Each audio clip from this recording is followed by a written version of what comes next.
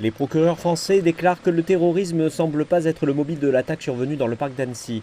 Mais ils ne savent toujours pas ce qui a poussé le jeune homme de 31 ans à commettre cet attentat. Le suspect n'a ni casier judiciaire ni antécédents psychiatriques. Il s'agit d'un ressortissant syrien qui a obtenu le statut de réfugié en Suède il y a 10 ans. Des témoins oculaires indiquent qu'il a foncé sur cette aire de jeu très fréquentée des touristes et qu'il a visé les jeunes victimes avec un couteau.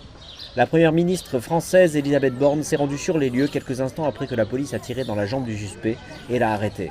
Nous sommes bouleversés par cet acte odieux, inqualifiable.